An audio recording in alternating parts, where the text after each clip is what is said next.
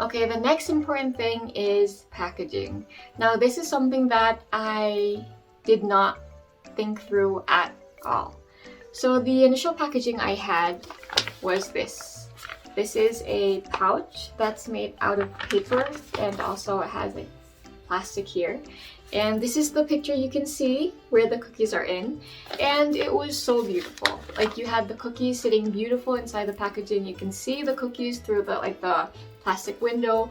And it was just really pleasant in the eyes. And I thought that with that packaging, it would attract customers to buy my cookies.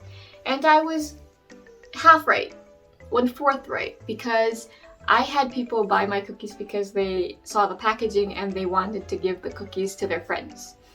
Now, what I didn't think through was that these cookies are going to be sent all over the countries to different cities. How do you expect your cookies to keep on keeping the shape of a cookie with this packaging? I know, right?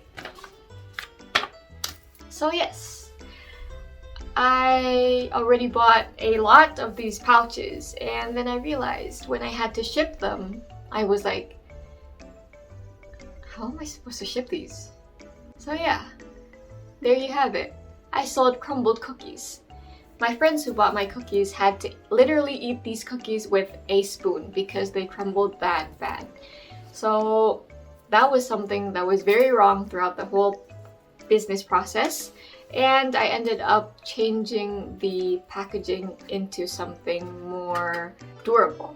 Now that took a long time, because choosing this already took a long time, because I had to measure the dimensions of this and the cookie.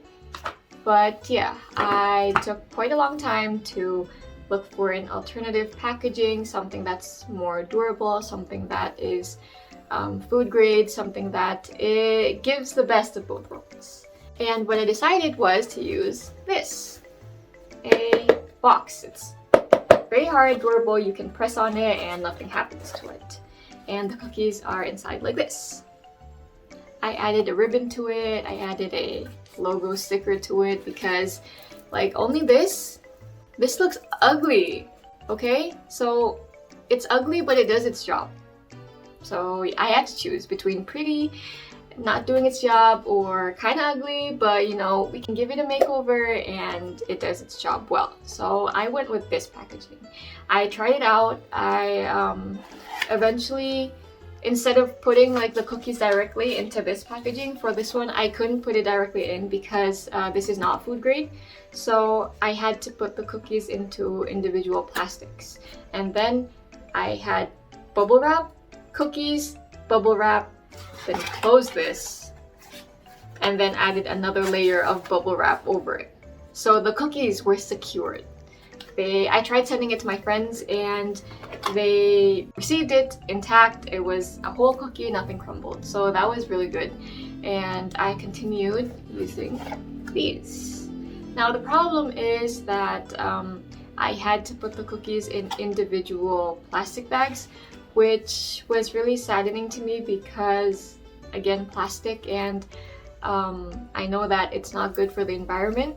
So until now, I am still looking for an alternative to the plastic bag, something that's more eco-friendly, something that is more biodegradable, but also food grade, to substitute or to change those plastics I am using right now. So yeah, that's it for packaging. Last but not least, the most important aspect.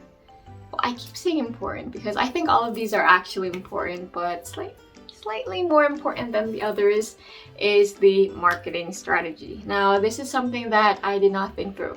Why? Because I have no experience in business. Did I read? No. Did I ask people? No. Whose fault was it? Mine. So first of all was how to sell your cookies. Like, how do you promote your cookies?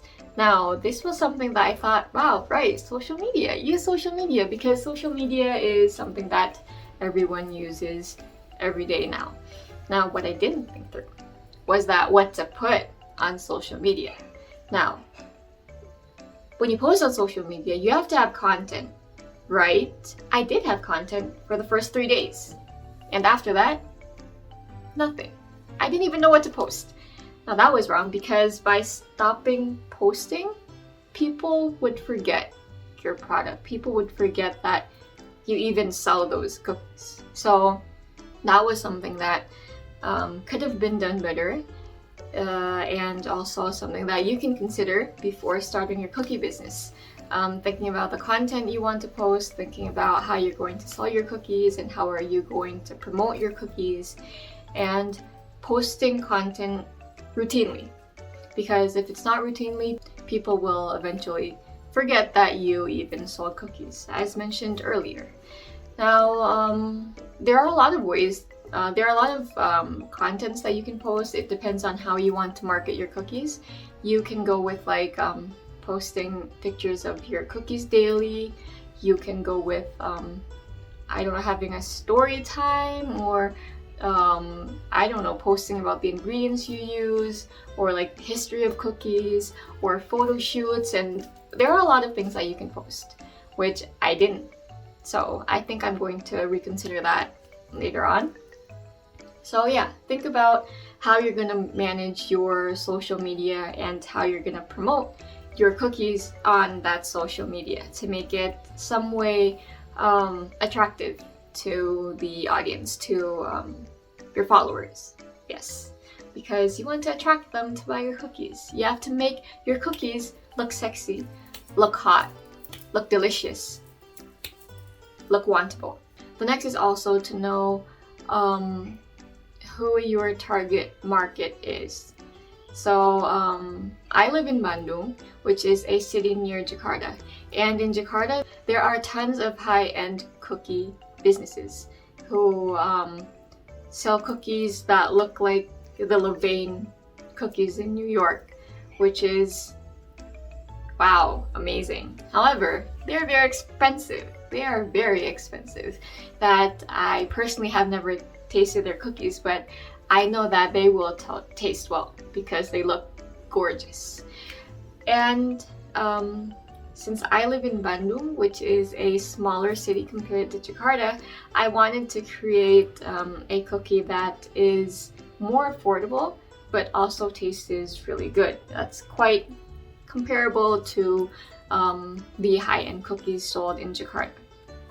So that's why I ended up choosing compound chocolate in the beginning compared to Couverture, because compound chocolate still tasted good and it is more affordable. So that was and is what I want my cookie to be. I want my cookie to be more accessible, more affordable, more so I just wanted my cookie to be able to be enjoyed by a lot of people, not only those with a lot of money, but those with quite enough money.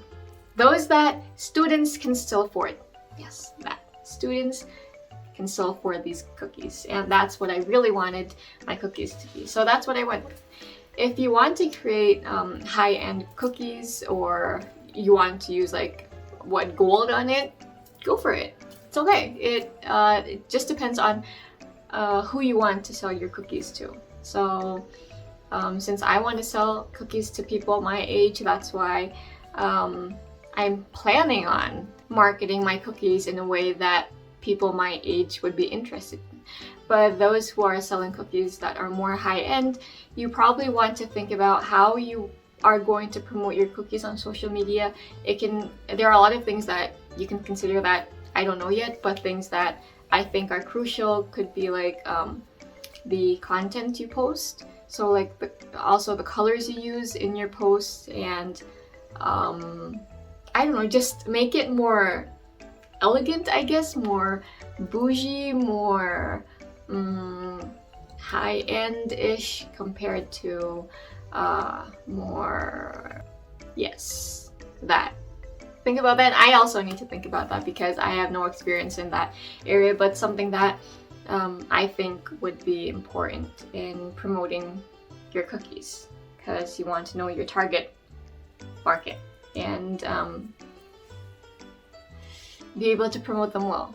Like if you're promoting to children and you're promoting to, let's say, adults, you're not going to use like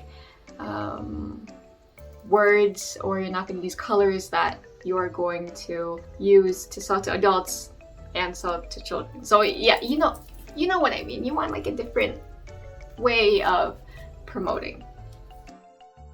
And yeah, that's all. That's all I have to say for today's video.